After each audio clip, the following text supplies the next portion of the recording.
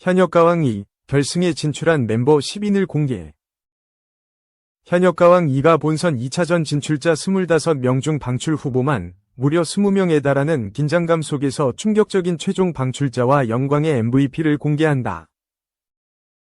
MBN 태극마크를 향한 남자들의 혈투 현역가왕 2는 역시 격이 다르다 라는 극찬을 일으키는 대한민국 대표 현역들의 탁월한 무대가 뜨거운 화제를 모으며 5주 연속 지상파 종편 케이블 전 채널 모든 프로그램 통합 동시간대 시청률 1위, 화요일 방송된 전 채널 예능 1위라는 쾌거를 달성했다. 또한 굿데이터 코퍼레이션이 발표한 2025년 1월 1주 비드라마 검색 반응 부문에서 TOP1을 기록하며 꺾임없는 파죽지세 질주를 이어가고 있다. 지난 6회에서는 본선 2차전 팀 미션에서 애녹팀, 애녹, 박서진, 노지훈, 한강, 김경민 2라운드 꼴찌에서 최종 2위로 등극하는 대반전 서사시를 완성해 짜릿함을 안겼다. 본선 3차전 진출을 확정지은 애녹팀 전원은 모두 부둥켜안은 채 감격의 눈물을 흘리는 모습으로 뭉클함을 선사했다. 이와 관련 오는 14일 방송될 7회에서는 애녹, 박서진, 노지훈, 한강, 김경민을 제외하고 방출 후보가 된 20명 현역들 중 최종 방출자가 발표돼 긴장감을 높인다. 특히 본선 2차전이 모두 종료된 후 모든 현역들이 무대 위로 모인 가운데 MC 신동엽이 최종 방출자 발표를 선언한 상황. 전혀 예측할 수 없는 안개 속 판세로 인해 촉각을 곤두세운 현역들은 지금 그냥 떨어지는 사람 말하는 거야? 몇 명 떨어지는지도 몰라 라면서 탈락자 명수조차 할 수 없는 잔혹한 방식의 당혹감을 드러낸다.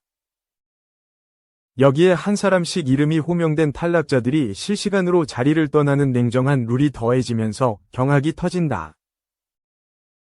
과연 본격적인 현역들의 진짜 대결이 시작될 본선 3차전으로 직행할 현역은 누구일지. 반면 최고의 활약을 인정받아 본선 2차전 MVP에 등극할 영광의 주인공은 누구일지 관심을 모은다. 그런가 하면 현역가왕 2 마스터린이 현역들이 펼치는 역대급 대결 무대에 눈물을 글썽거리는 모습으로 궁금증을 자아낸다. 린은 본선 3차전에서 진행되는 현역들의 한곡 싸움 무대를 지켜본 후 붉어진 눈시울을 한 채 눈물 날 것 같아 라며 힘들어하는 모습을 보인다. 이어 투표가 시작되자 린은 어우 못돼 이건 이라며 심사를 못하겠다며 괴로운 듯 고개와 양손을 강하게 가로젓는다. 린이 갑자기 눈물을 터뜨린 이유는 무엇일지, 린의 눈물샘을 자극한 현역은 누구일지 귀추가 주목된다. 제작진은 방출 후보 20명 중 살아남아 본선 3차전에 진출할 현역들을 향한 관심이 뜨겁다 라며 치열한 경쟁 속에서도 격이 다른 고퀄리티 무대로 감동과 눈물을 안겨줄 본선 3차전 진출자들을 본 방송을 통해 확인해달라 라고 전했다. 한편 MBN 태극마크를 향한 남자들의 혈투 현역가왕 2는 한일 수교 60주년 기념 대기획으로 2025년 치러질 한일가왕전에 나갈 대한민국 대표 최정상급 남성 현역 가수 TOP7을 뽑는 국가대표 선발 서바이벌 예능이다. 2. 트롯계 복숭아상, 김용빈, 남자 트로트 스타, 투표 1위, 지하철 전광판 제공받는다. 다양한 뉴스를 재미있고 빠르게 전하는 소셜 뉴스 매체 위키트리 위 팬투표 서비스 기프트리에서 실시한 2025년이 기대되는 남자 트로트 스타 투표에서 가수 김용빈이 1위를 차지했다. 해당 투표는 100% 팬들의 투표로만 순위를 산정한다. 2024년 12월 12일부터 2025년 1월 12일까지 진행된 투표에서 김용빈은 팬투표 13만 4,930표를 받아 득표율 36%로 1위에 선정됐다. 2위는 10만 5,319표를 받은 김홍남이, 3위는 4만 442표를 받은 박지우가 차지했다. 1위를 차지한 김용빈에게는 유동인구가 많아 주목도가 높은 6호선 합정역 시행보드 광고가 15일간 제공되며 월간 1,000만 명 이상의 독자들이 방문하는 위키트리 PC, 모바일 홈페이지와 포털 검색이 가능한 기사 발행이 포함된 홍보 기사 패키지가 제공된다. 기프트리는 합정역 CM보드 전광판에 노출될 광고 영상물을 오는 19일까지 공모받고 있다. 김용빈을 응원하는 팬이라면 누구나 자유롭게 제작하여 접수할 수 있으며 1월 중으로 광고가 게재된다. 한편 김용빈은 하얗고 투명한 피부와 상큼한 미소로 트롯계 복숭아상이라 불린다. 2004년 유치원 졸업과 동시에 1집 앨범 알아주세요로 데뷔한 그는 어린 시절부터 뛰어난 실력을 자랑한 신동 출신이다. 활발한 활동을 이어가던 중 갑작스럽게 활동이 줄어들었는데 그 이유는 6에서 7년간 공황장애와 건강 문제로 고생했기 때문이라고 알려졌다. 그는 현재 TV조선, 미스터트롯 3, 현역부 A조에 참가해 올하트를 받으며 본선에 진출했다. 그의 본선 1차 무대는 16일, 목, 오후 10시에 방송된다.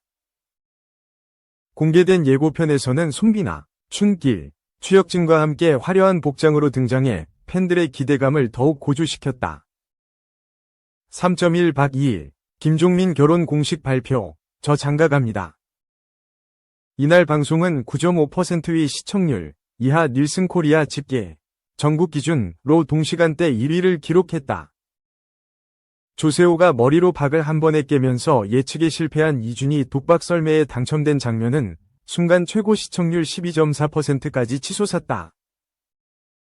2049 시청률 역시 수도권 기준 2.6%로 동시간대 1위에 올랐다.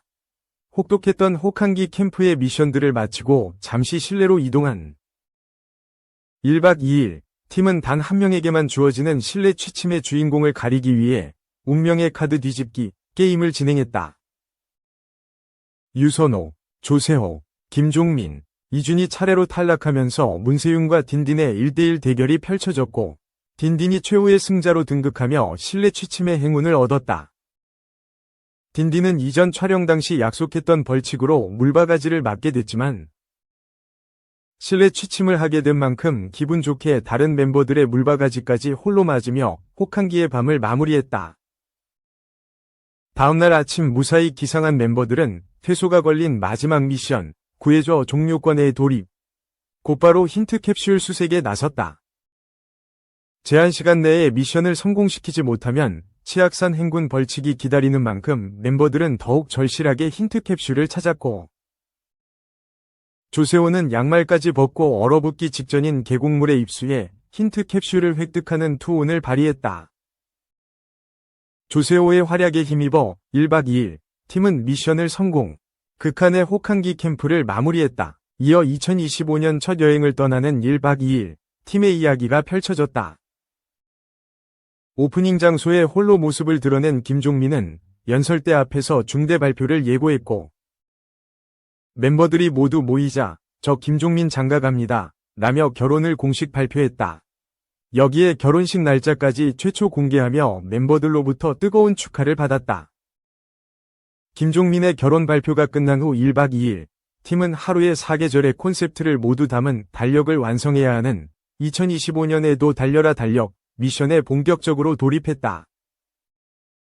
얘랑 나랑 팀, 김종민 문세윤 유선호, 리얼토크팀, 조세호 이준 딘딘으로 팀을 나눈 멤버들은 새해 첫 여행지 경기도 파주시로 이동했다. 첫 번째 겨울 콘셉트 사진 촬영 미션을 위해 눈썰매장에 모인 두 팀은 위상 선택권을 놓고 독박 썰매 퀴즈를 진행했다. 각 팀의 에이스가 되어 썰매 탑승장으로 이동한 이준과 유선호는 멤버들의 능력을 예측하는 퀴즈를 맞춰야 했고 남은 4명의 멤버는 제작진이 제시하는 미션에 도전해야 했다. 박빙으로 전개된 양 팀의 대결은 최종 라운드까지 이어졌고 유선호가 마지막 예측에 성공하며 얘랑 나랑 팀이 첫 번째 대결을 승리했다. 김종민 문세윤 유선호가 따뜻하게 촬영할 수 있는 위상 세트를 선택하면서 패배한 조세호 이준 딘딘은 자동으로 원시인. 북극곰, 술록 위상을 각각 입고 새하얀 설원에서 달력 사진 촬영에 임하게 됐다.